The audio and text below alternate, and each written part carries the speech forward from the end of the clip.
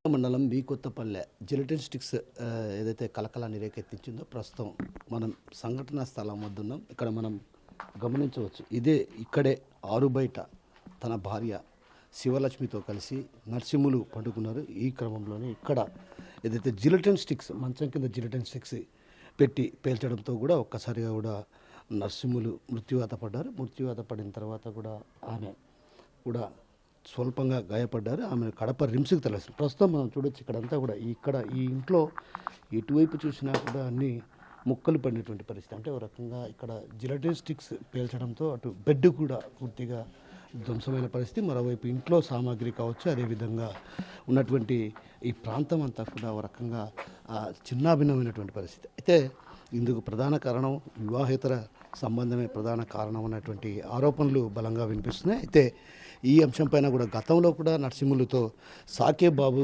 ఇద్దరు కూడా గొడవ పడినటువంటి పరిస్థితి. ఆ క్రమంలోనే ఒక్కసారిగా కూడా 2 నెలల క్రితం ఇద్దరు కూడా గొడవ పడ్డారు. ఆ గొడవ పడిన క్రమంలో కూడా భార్య ఏదైతే భర్తను వదిలి తన స్వగ్రామానికి ఏదైతే నంద్యాలకు వెళ్ళి అక్కడ 2 నెలల పాటు నింది. ఆ తర్వాత ఏదైతే తను వచ్చిన తర్వాత కూడా ఒకేసారి ఇద్దరం కలిసి జీవిస్తామన్నటువంటి భావనతో ఇక్కడికి రావడం జరిగింది. అయితే ఆ తర్వాత ఏం జరిగిందో ఏమో తెలియదు, కానీ మొత్తానికైతే మాత్రం నర్సింహులు ఒక్కసారిగా జిలెటిన్ స్టిక్ ఏదైతే మంచం కింద పెట్టి పేల్చడం వల్ల ఆయన మృత్యువాత పడ్డారు. ప్రస్తుతం ఆయనకు సంబంధించినటువంటి కొందరు బంధువులు ఉన్నారు, వారిని అడిగి తెలుసుకునే ప్రయత్నం చేద్దాం. అమ్మ, చెప్పండి, అసలు ఏం జరిగింది, ఏంటి విషయం?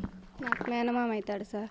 15 ఏళ్ళ నుంచి ఆమె రిలే స్టేషన్లో ఉంది అక్రమ సంబంధం. ఆయన మేము తెలిసిన నుంచి అంచుకుంటా వచ్చినాం. వాళ్ళ భార్యకు తెలిసి కూడా ఈ నుంచి ఆమె డబ్బు సహాయం, వస్తువుల సహాయం, ఇంట్లో నిత్య సరుకులు అన్నీ చేస్తానే కూడా ఈమెనే వచ్చి కొడుతుంది సార్. ఈమెనే వచ్చి కొట్టి పోతుంది. అయినా కానీ మేము అంచుకుంటా వచ్చినాం. ఈ 2-3 నెలల 5 నెలల ముందు ఆయన్ను చంపడానికి కూడా ప్రయత్నించినాడు. అప్పుడు కూడా మేము కేసు పెట్టినాము. ఆయన ఏమనుకున్నాడో ఏమో కేసు వాపస్ తీసుకున్నాడు. పోలీసు వాళ్ళు ఇట్లా మళ్ళీ అల్లరవుతుంది అది ఇది అని చెప్పే కొద్దీ కేసు వాపస్ తీసుకున్నాడు. వద్దని వదిలేసినాం. ఇప్పుడు ఏకంగా ఆయన వల్ల ఏ ఆదాయం రాలే, నాకు పలకడంలే చేయడంలే అని ఈ పని చేసినాడు సార్. మా మామని చంపేసినాడు. గతంలో ఏదైనా మీకేమైనా సమస్యలు ఉండేవా? ఏదైనా మీ సమస్యలు అంటే ఏం లేవు సార్. ఆమె వల్లే సమస్య వచ్చే, మాకు ఏ సమస్యలు లేవు. మా మామ కానీ ఎవరి ఇళ్ళకు పోయాడు కూడా కాదు.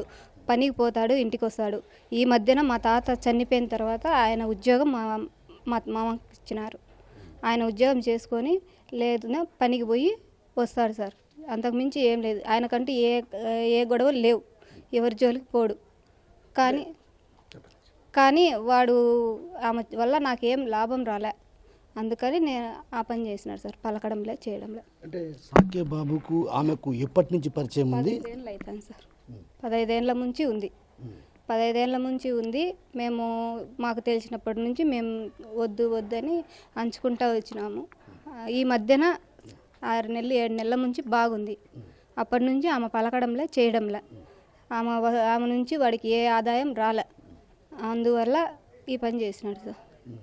అంటే ఈ విషయంలో గతంలో మీరేమన్నా ఎవరినైనా మందలించడం కానీ, లేకుంటే సాకే బాబును కానీ మందలించడం కానీ లాంటివి ఏమైనా చేశారా? చేసినాం సార్. కేసులు కూడా పెట్టినాం సార్. ఆమెను ఇట్లా వేధించి నా సెల్లో ఇవి ఉండాయి అని బెదిరించడం వల్ల ఆమె కేసు పెట్టింది సార్. అప్పుడు కూడా మందలించి పోలీసు వాళ్ళు కొట్టి మందలించి చేసినారు సార్. అప్పుడు కూడా కేసు ఉన్నింది. 3 నెలల కిందట మా మామని చంపని వచ్చినాడు సార్. అప్పుడు కూడా ఇంట్లో ఎవరు లేరు సార్. ఒక్కడే పడుకొని ఉన్నాడు. ఒక్కడే పడుకొని ఉంటే ఆయన మెడకుండే తాడే ఆ దారంతోనే బిగిచ్చేసినాడు సార్. ఇదంతా గొంతంతా తెగిపోయింది. బాగు చేపించి కడప రిమ్స్లో ఆడ కేసు పెట్టినాము. ఈడికి వచ్చినాం. ఈడ చూసుకుంటారు అంటే ఈడికి వచ్చినాం సార్. ఈడ నేను పెట్టించి నేను పోయిన తర్వాత పోలీసు వాళ్ళు ఏం చెప్పినారో ఏమో, వద్దు నువ్వు మళ్ళీ అల్లరైపోతావు, ఆమె అన్నీ బయటపడతాయి, ఎందుకు అది ఇది అని చెప్పేది మా మామ ఎన్నికి తీసుకున్నాడు సార్. అంటే మీరు గతంలో ఏదైనా కానీ సమస్య చెప్పినప్పుడు సాకే బాబును మందలించడం కానీ అట్లా ఆయనైతే మేమేం చేయలేదు సార్. పోలీసు వాళ్ళ ద్వారా పోయినాం మేము. వాడి జోలికి అసలు మేము పోలేదు సార్. వాడి పేరు కూడా మేము ఏడా పేలిన తర్వాత సార్ పేల్తానే అంతా దిక్కులు చూసినాడు. పోయి మా అవ్వ పడుకునే మంచం దగ్గర పోయినాడు. వాడే బావుగాడే చేసిందంతా బావుగాడే అన్నాడు. అన్నే పడిపోయినాడు సార్. ఇంకా ఆ తర్వాత మళ్ళీ హాస్పిటల్కి పోయేటప్పుడు బాగానే ఉన్నాడా? హాస్పిటల్ పోయేంత వరకు బాగా, అంబులెన్స్లో సగం దూరం పోయేంత వరకు బాగా అన్నాడంట సార్. ఈ కాలు అనేది ఊడిపోయి కింద పడిందంట సార్. మా పిల్లోడి మీద, మా అత్త కొడుకు మీద పడిందంట. అట్లే పిల్లోడు ఇంకా చూడలేక ఉన్న కాలు పడింది నా అని ఏడ్చినాడంట. సగం దూరం పోయిన తర్వాత ఇంకా ఏం మాట్లాడలేదంట సార్. హార్ట్ బీట్ చూడు సార్ అని పిల్లోడు మొత్తుకుంటా అంటే వాళ్ళు చూసినారంట. కొంచెం ఉన్నిందంట. ఆ తర్వాత సగం దూరం పోతానే ఇంకేం లేదంట సార్. లేయడమైతే లేచి చుట్టూ చూసి వాడేరా చేసిందంతా బావుగాడేరా అని పిల్లోనికి చెప్పినాడంట. పడిపోయినాడంట సార్. సిగా బాబు ఏదైతే హత్య చేశాడు, తను గతంలో ఏదైతే అక్రమ సంబంధం ఉంది ఆ తర్వాత అతనితో అక్రమ సంబంధాన్ని విరమించుకుంది. అయితే ఈ క్రమంలో ఏదైతే తనకు పూర్తిగా ఆదాయం కూడా పూర్తిగా లేదన్నటువంటి భావనతోనే ఈ హత్య చేశాడు. అయితే గతంలో కూడా పలుమార్లు కూడా ఆయన మందలించడం జరిగింది. ఆ మందలించిన క్రమంలో కూడా ఒక్కసారిగా కూడా ఏదైతే ఇరు వర్గాల ఇద్దరి మధ్య కూడా ఏదైతే సాగే బాబు అదేవిధంగా నరసింహులకు మధ్య ఇటీవల కాలంలో కూడా గొడవ జరిగింది. ఆ గొడవ జరిగిన నేపథ్యంలో కూడా ఒక్కసారిగా కూడా ఇక్కడికి రావడం జరిగింది. అయితే ముందస్తుగా ఏదైతే 2 నెలల క్రితమే తన భార్య నంద్యాలకు వెళ్ళిన అనంతరం కూడా ఇక్కడికి రావడం జరిగింది. ఆ తర్వాత నెల నుంచి వారిద్దరు కూడా ఇక్కడ కలిసి ఉంటున్నారు. అయితే నరసింహులు కలిసి ఉండడాన్ని కూడా జీర్ణించుకోలేక ఒక రకంగా సాగే బాబు హత్యకు పథకం పన్నాడు. ఆ పథకంలో భాగంగానే ఏదైతే గతంలో నరసింహులు భార్యతో వివాహితర సంబంధం ఉన్నప్పటికీ కూడా ఆ తర్వాత ఏదైతే తన తెగదెంపులు తెంచుకున్న తర్వాత కూడా ఒక్కసారిగా కూడా అటు సాగే బాబుకు సంబంధాలు లేకుండా పోయాయి. ఆ సంబంధాలు లేని క్రమంలో ఒక్కసారిగా ఏదైతే తన వద్ద నుంచి ఏదైతే శివలక్ష్మి నుంచి తనకు ఎలాంటి ఆదాయం లేదు, ఒక రకంగా తన భర్తే దీనికి అంతటికీ అడ్డంకి అన్నటువంటి భావనతో నరసింహులను హత్య చేశాడు. హత్య చేసినటువంటి ప్రాంతంలో మనం గమనించవచ్చు. ప్రధానంగా ఇక్కడంతా కూడా డోర్లు కూడా విరిగిపోయిన పరిస్థితి, అదేవిధంగా లోపల గ్యాస్ ఉంది. అయితే ఒకవేళ పొరపాటునగిన గ్యాస్ గిన ఆ మంటలు చెలరేగింటే మాత్రం ఖచ్చితంగా గ్యాస్ పేలి పోయేవారు. అయితే ప్రస్తుతం మనం ఇక్కడ ఈ వరండాలో ఏదైతే భార్యాభర్త ఇద్దరు కూడా పక్కనే పండుకున్నారు. మరోవైపు ఏదైతే ఇటు పక్కన ఇంకొక ఇల్లు ఉంది. ఆ ఇంట్లో ఇద్దరు ఎవరైతే తన కొడుకులు ఇద్దరు కూడా అక్కడికి ఇంట్లో నిద్రిస్తున్నారు. ఆ నిద్రిస్తున్న క్రమంలో ఒక్కసారిగా కూడా ఇక్కడ పెట్టి ఇదే ప్రాంతం ఇక్కడైతే ఏదైతే వైర్లు కూడా మనం చూడొచ్చు. ప్రధానంగా ఇక్కడ వైర్లను కూడా గమనించవచ్చు. ఇక్కడ జిలిటన్ స్టిక్స్ అంటే ఇదే ప్రాంతంలో జిలిటన్ స్టిక్స్ పెట్టి పేల్చడం జరిగింది. ఇక్కడ మంచం కూడా మనం గమనించవచ్చు. మంచం కూడా పూర్తి స్థాయిలో ఇదైపోయింది. అదేవిధంగా బెడ్ ఇక్కడ చూస్తే ఇవన్నీ చూడ ఏవైతే ఇక్కడ చెల్లా చదురుగా పడినటువంటి పరికరాలను బట్టి చూస్తే మాత్రం జిలిటన్ స్టిక్స్ పేలుళ్ళు ఏ స్థాయిలో ఉన్నాయో అర్థం చేసుకోవచ్చు. అదేవిధంగా పైన రేకులు ఉన్నాయి. ఆ రేకులు కూడా అక్కడ చెల్లా చదురైన పరిస్థితి. మరోవైపు ఆ రూమ్లో ఏదైతే ఈ ఇంటికి పక్కన ఉన్నటువంటి మరో రూమ్లో ఇద్దరు పిల్లలు కూడా నిద్రిస్తున్నారు. మొత్తం నరసింహులకు శివలక్ష్మికి 3 పిల్లలు.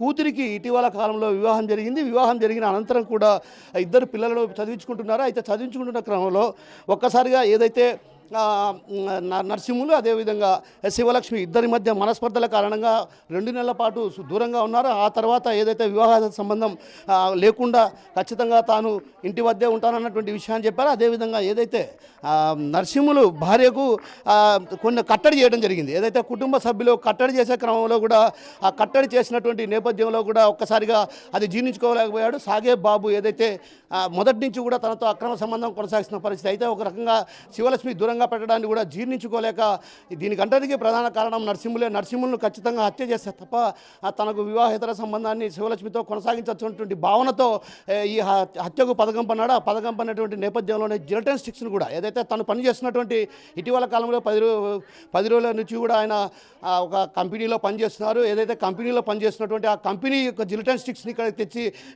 పేల్చినట్టు తెలుస్తుంది. ఆ పేల్చిన వ్యవహారం పైన కూడా దీని అంతటి ప్రధాన కారణం వివాహేతర సంబంధమే. సాగే బాబు తరచుగా గొడవలు పడేవాడు. తరచుగా గొడవలు పడినప్పటికీ కూడా ఒక రకంగా ఇది వ్యవహారం అటు ఏదైతే అనుమానాలకు దారితీసిన క్రమంలో కూడా ఒకసారిగా మందలించారు. అయితే తనను మాత్రం ఏనాడు మందలించలేదు. పోలీస్ స్టేషన్కి వెళ్ళి కేసు కూడా పెట్టాం. అయితే ఎక్కడా కూడా సాగే బాబులో మార్పు రాలేదు. మార్పు కనిపించని పరిస్థితి.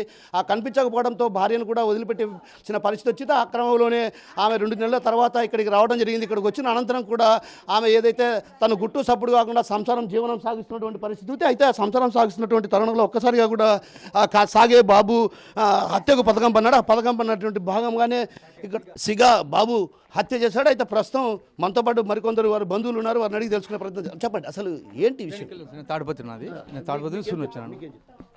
వాళ్ళు ఎందుకు కంప్లీట్ చేసినారు, సిగా పేరు సిగా బాబుని కంప్లీట్ చేసినారు, కానీ ఇది ఇంకా ఎవరేం తెలియదు. సిగా బాబుని కంప్లీట్ చేసినారు. మీరు ఏమవుతారు నరసింహులు? మాకు చిన్నమ్మ కొడుకు. అంటే గతంలో ఏదైనా ఇట్లా అక్రమ సంబంధం వ్యవహారాలు ఏమన్నా మీ దృష్టికి ఏమైనా తెచ్చాడా నరసింహులు? ఉన్నారని తెలుసు వాళ్ళు. ఆ పాప అతను ఇద్దరికి అక్కడ సంబంధం ఉండదని తెలుసు. అప్పట్లో మీరేమైనా చెప్పారా? ఏంటి మందలించడం కానీ ఏమైనా జరిగిందా సాగే సిగబాబు గారు?